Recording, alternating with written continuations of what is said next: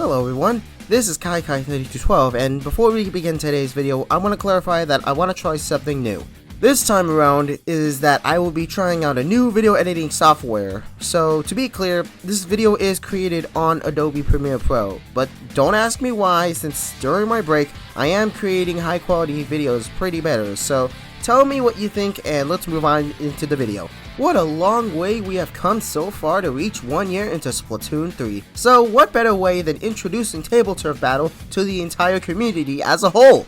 Well, from that aside, about a year ago, I've made a Splatoon 3 Tableturf card tier list video ever since Prochara challenged anyone to make it, and as of now, I'm part of the ever so famous TBS server community, like the best there is. We knew for a fact that every season is where we are having new cards, so why not see if they have potential and maybe even be okay in the meta. As per usual, I'll be going over the cards like in my other videos, and with that in mind, I hope you enjoyed, so let's duel! Number 210, Gold Dynamo Roller. We knew that we wanted this weapon since launch, and believe me, we all wanted it now. It's still the same as the other. Not gonna lie, this is one of the bestest base combos in the entire game with the Mudmouth combo, because in X marks, even without Mudmouth, this seems amazing to play on turn 1 only if you have both rollers, if you can pull it off. Other than pairing well with Little Judd in X marks and not in Double Gemini can lead to most likely positive results. It would bite the dust if it clashes against a middleweight, so this card is considered to be the most versatile next to your other decks possible. S tier. Number 211, Octobush Nouveau. This card is not considered trash, but not much used, unlike in the original. It does well against defended cards in most maps like River Drift, and to be honest, it seems like it's fair to give it the benefit of doubt. This can combine well with cards like Splash Wall or Mr. Grizz, but also not good to farm, especially if you're trying to prefer defending over attacking with it alongside a deck better in wider maps. Pretty much forgotten unless it's possible.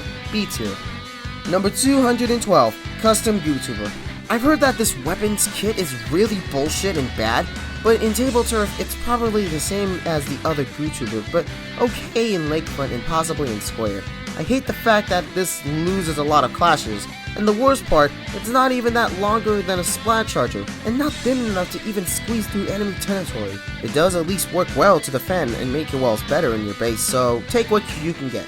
And also, not to mention, this can combo extremely well without Fry if you're trying to go for a Callie or a Marie card type of combo. So yeah, pretty amazing though, but it's bad enough without it. C tier. Number 213, Sloshing Machine Neo. I did say something decently nice about its cousin, but not much in a competitive way, since most gaps in Tableturf are sizable enough that it only can work via mid-game. If it's stuck in the endgame or beginning, then it's obviously a deck issue. With the latter out of the way, it's obviously best to play around it for farming, since most decks that players use tend to make the best of it. It's a good mirror card to the vanilla Slosh as long as it goes A tier. Number 214, Bloblobber Deco. This card is pretty much like a worse version of the Power Clam, since the vanilla Bloblobber is pretty better. Speaking of which, you may need both of them to actually pair well in wider maps, because without them, it wouldn't be more similar to having both sloshing machines in one deck. Either way, it can't get much worse if it does well in a standard deck. This can possibly counter cards like Steel Eel or an E-Leader in terms of clashing, so this might be the killer when it comes to long cards. C tier. Number 215, Dreadwinger. While it may be a fluke in disguise, it's hardly yet rarely seen in competitive tournaments in Tableturf. You can't seem to hate this due to the fact that Dreadwinger is a good square card, like an S-Blast card. Similarly, it isn't good to place down aggressively, but it can't stop some long cards that tend to go around your face. So, B tier. Number 216, Ballpoint Splatly Nouveau.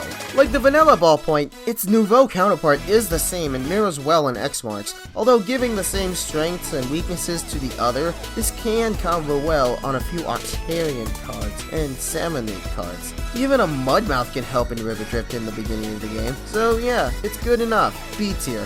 Number 217, Heavy Edit Splatoon. Basically Ultra Stamp, but reversed, and with a special block. Aside from the gap itself, wall comboing with it is highly crucial for most maps like Square Squared and Main Street and Thunder Point and a few others, but it's a possibility that's a good starter deck. But unlike the Ultra Stamp, this bad boy costs 2 more special points to do well. Overall, play it just like an Ultra Stamp, and you might get the job done.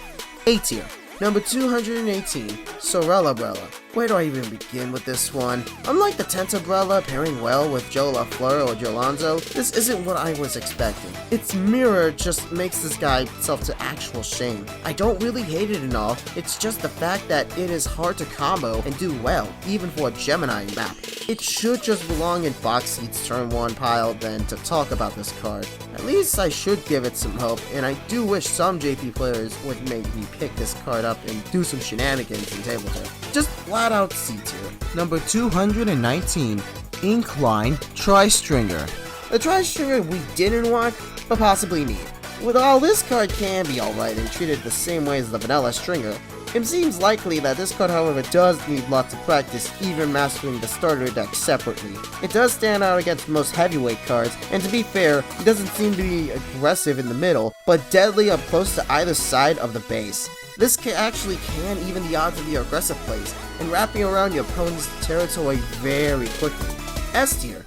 Number 220, Kohozuna. This is by far a very amusing card to look forward to in the meta, considering both this and Ouroboros being the only two that is a 6 special point cost 17 cards that were added recently. Yet you can thank Nintendo for taking 1 whole year to eventually add a 617 heavyweight card, as that was pretty much one of my most wanted cards to be added a few seasons back. So true story to be exact, I've seen SRB2 Dude himself use this card, and this just makes Booyah Bomb downright boring to use. Albeit, it's literally Booyah Bomb, but with more corner edges to add alongside. Yep, pretty better.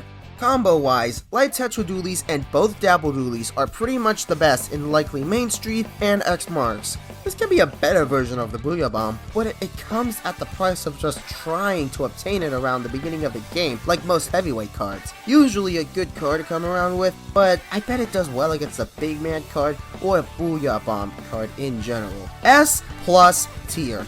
And number 221. Ouroboros. This big is really top notch and an impressive starter and a wall blocker in any way possible. Notably in X Marks is that it can be an impressive starter on turn 1, then in turn 2, almost any long card can slip through your base easy peasy, giving them tons of pressure. And the best part, Captain combos very well and pretty meaningless, and all it needs is a Forge card, but it has one major flaw. It's bad and hard enough that a heavyweight can even be placed down endgame, since, come on, if there are too many enemy special blocks down the board and they're well guarded to your opponent's spaces, then you might just as well skip this and go for a stupid 312 of your choice. You just need to carefully strategize and pick where you think you can put down and your opponent doesn't know until the last turn. Very amusing card and well balanced like an S shape. Sadly, it's only A tier. And that's it for this season's card expansion tier list. Tell me what you guys think about this and how I can improve this video, and as always, this is Kai3212, signing out.